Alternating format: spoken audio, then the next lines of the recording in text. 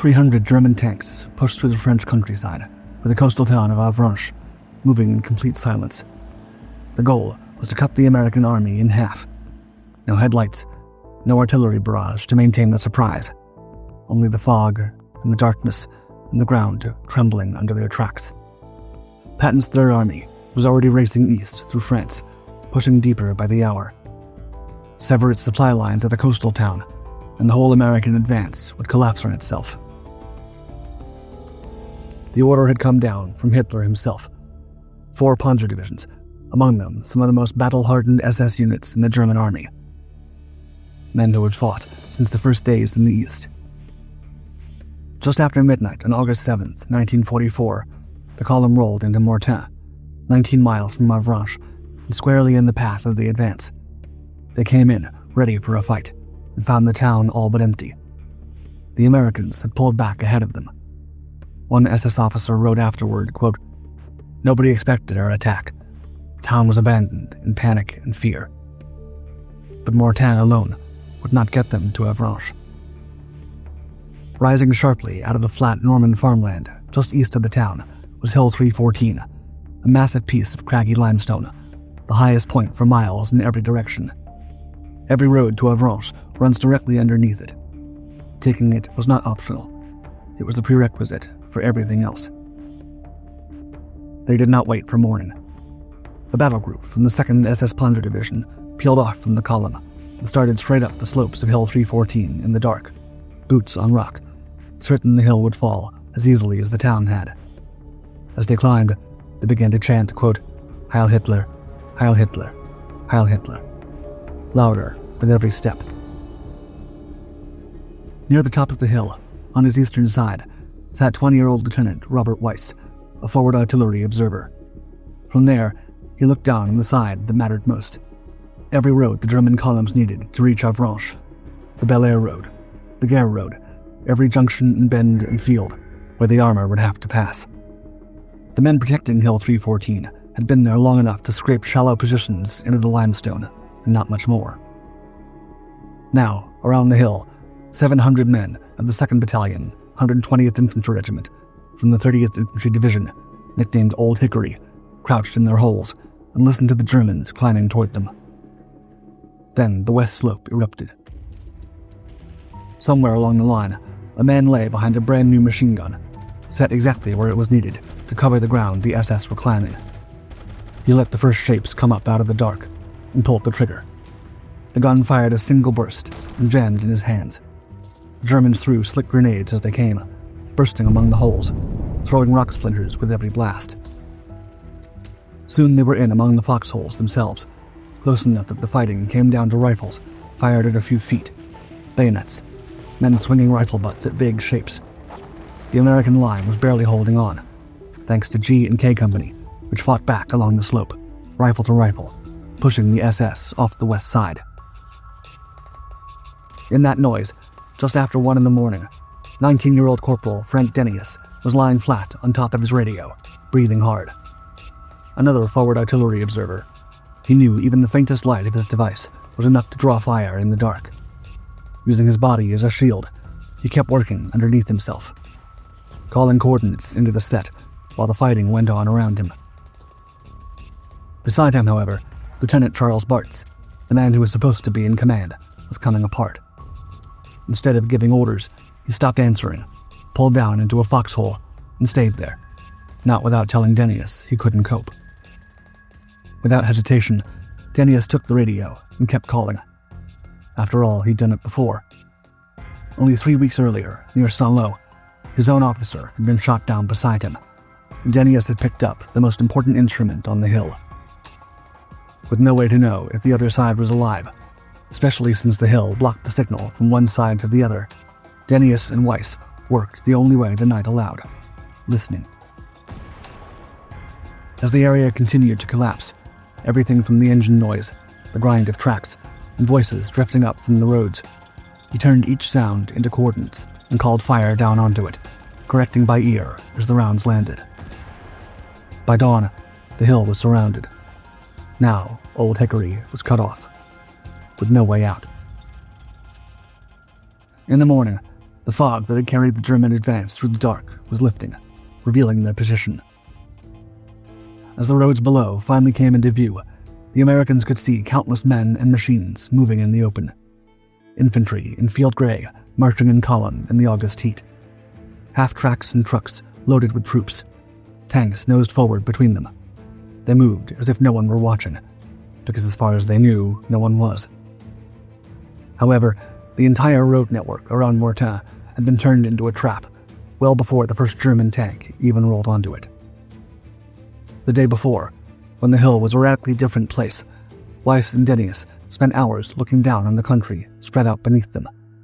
One by one, they marked every road, junction, and bend where the enemy might soon pass through, creating a grid. Then, they gave each one a reference number and relayed the information to the 105mm howitzer batteries 5 miles to the rear.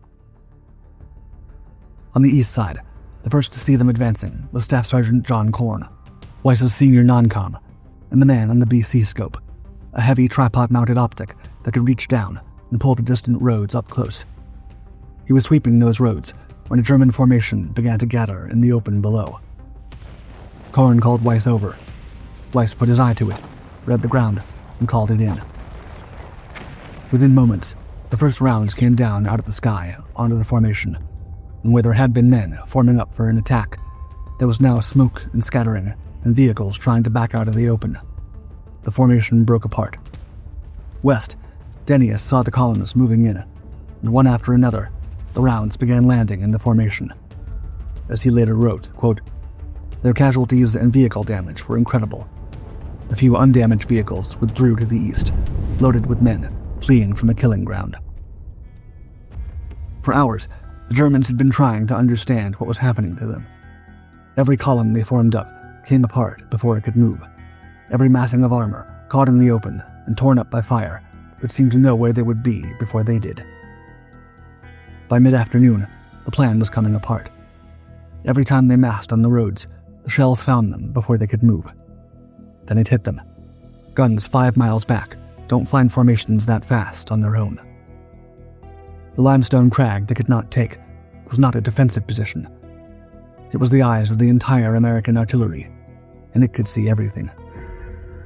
300 tanks, 4 divisions, the whole weight of Hitler's counterattack. None of it could move. Not a mile, not a yard toward Avranches, not as long as the hill stood and the men on it kept calling. The commanders made their decision. Stop throwing infantry up the slopes. Forget taking the hill. Silence it. With their objective fixed in front of them, the Germans rolled out the 88s. It was the most feared gun of the war, a long, high-velocity cannon hauled into position on its carriage, able to take a tank or a single man from over a mile away, with the same flat, instant accuracy. Armor-piercing rounds across every crag and outcrop on limestone, trying to smash whatever was up there, calling the shells down on them. The rounds struck the rock and burst it apart, throwing showers of stone splinters down onto the men, sheltering in the crevices below, so that even a near miss came with its own spray of shrapnel. Then came the phosphorus, drifting down white-hot over the crags, fragments that clung to rock and cloth and skin and kept burning wherever they landed. Morale on the hill, which had held through a night of fighting at arm's length, began to suffer. Weiss climbed to the very top of the highest crag on the east ridge and stood out in the open, where he could see the muzzle flashes when the guns fired. The logic was that one man was too small a target to waste a shell on. The Germans disagreed. A round came in and sheared the top off his radio antenna. He stayed where he was. He found the guns by their flashes and called them in, one position at a time, until some of them went quiet. The sniper had worked his way inside the perimeter on the east side of Hill 314 and pinned down E Company, picking at anyone who moved and freezing a whole stretch of the line. Lieutenant Ralph Curley had had enough.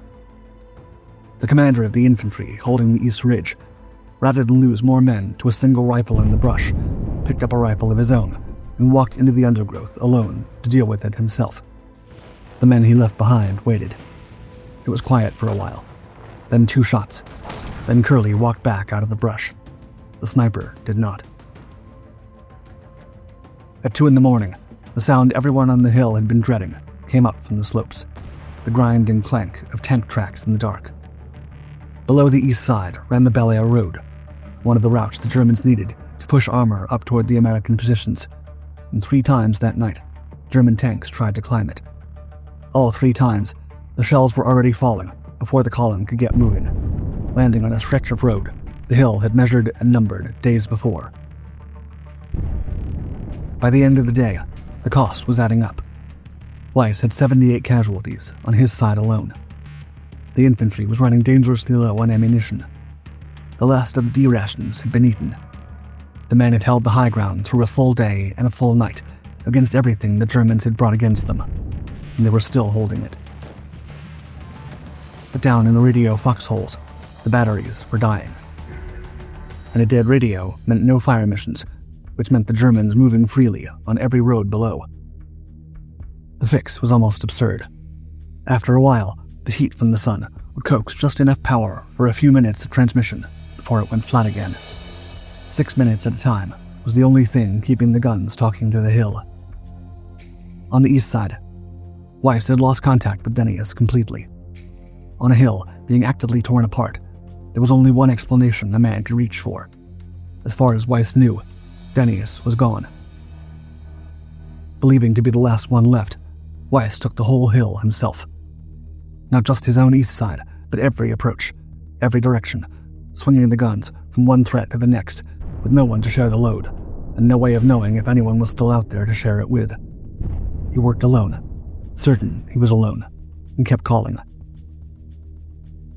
The Germans were pressing in from every side at once now, and his message log caught the shape of it in a single line, quote, "Enemy, north, south, east, and west." By the 4th day, the hill had deteriorated rapidly. The morning of August 10th brought 5 separate German attacks, all 5 broken apart before 9 o'clock, before the men on the hill would normally have eaten breakfast, except there was no breakfast left to eat. The food was simply gone.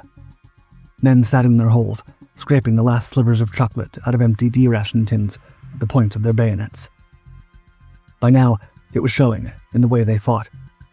Hands that had gone 4 days without a proper meal were being slower on the bolt. Men dug into firing positions and found themselves swimming, the edges of things going soft, the rifle heavier than it had been the day before. Water was worse.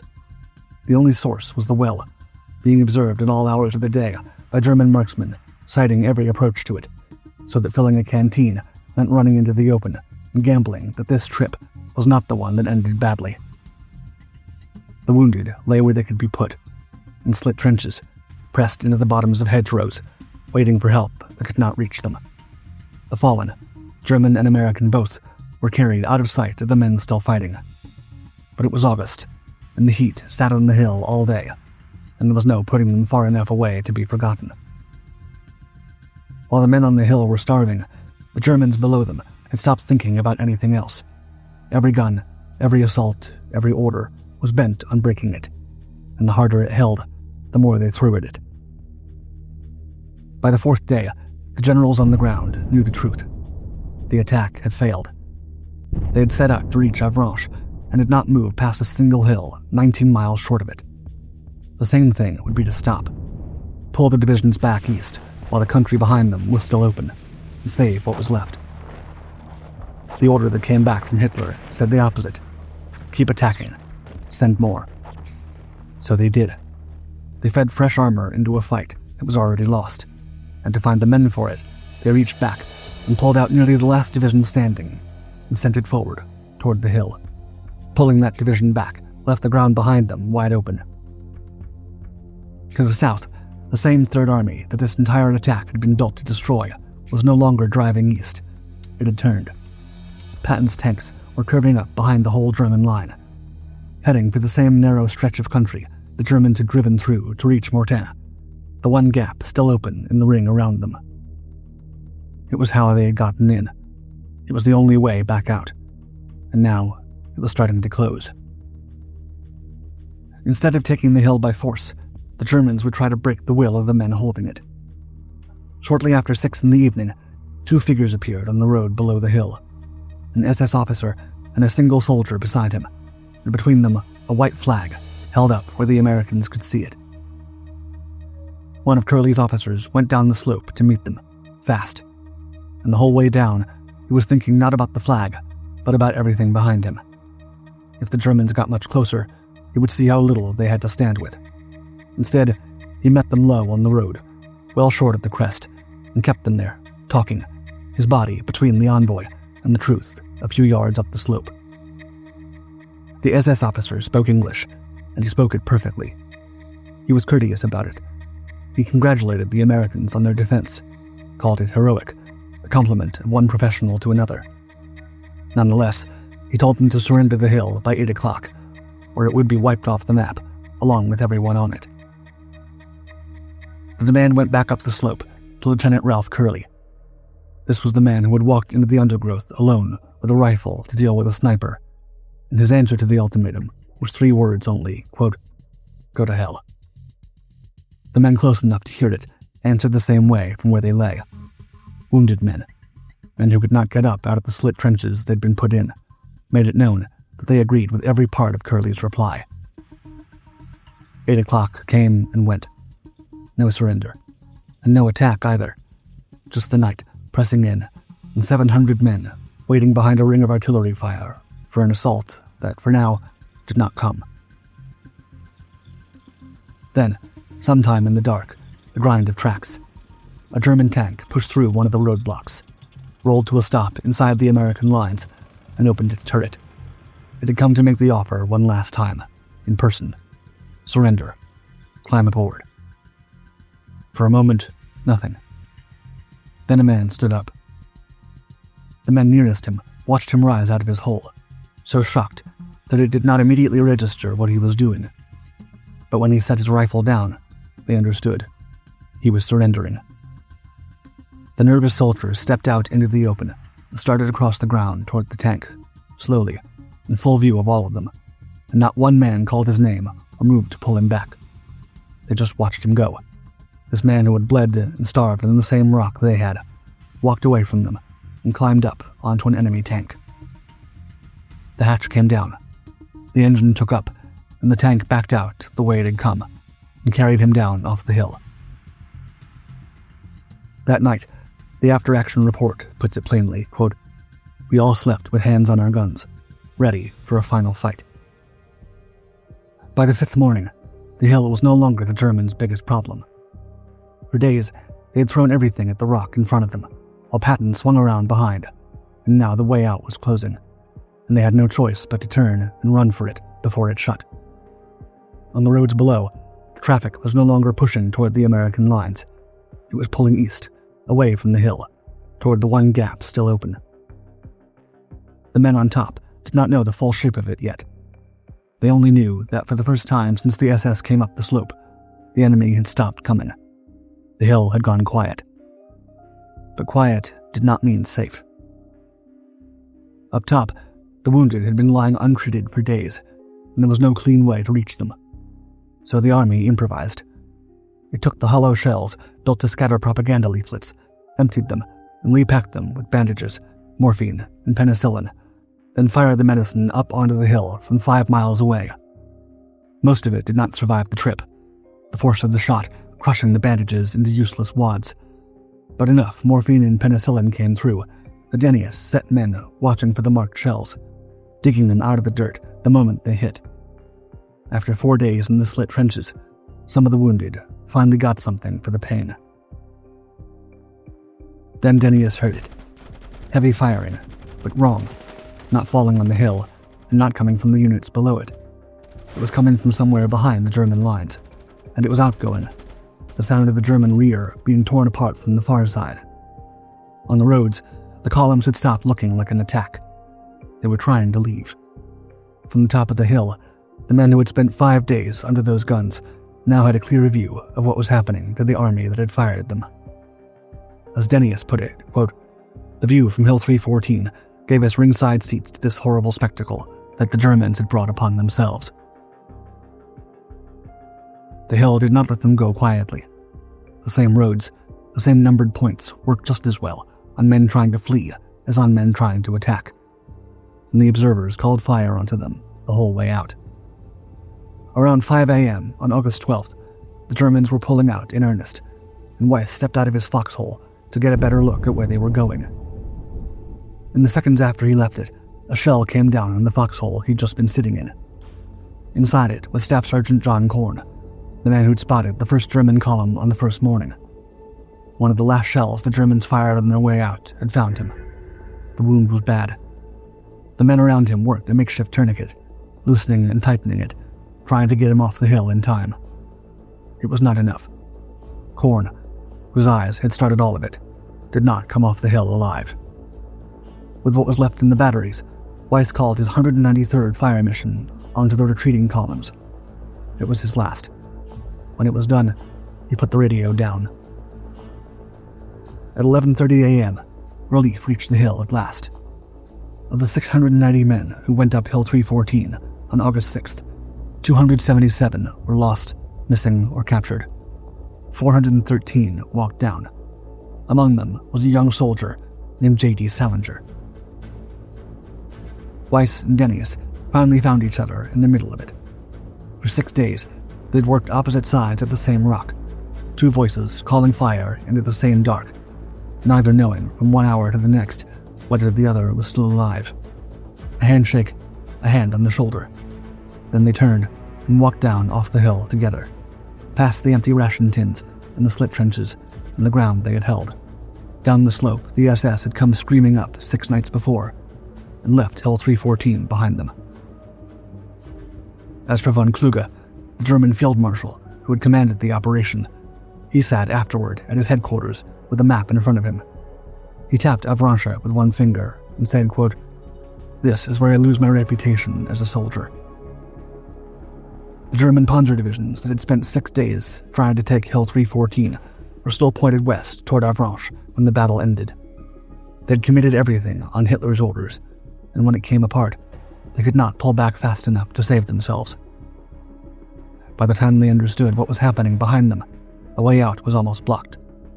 The Americans came up from the south, the British and Canadians from the north, and met near Falaise, closing the only gap the Germans had left. Trapped inside the Falaise pocket were 50,000 German troops, the core of the army in the west, sent to win the war in a single stroke. They surrendered in the field east of Mortain. The German army in France never recovered.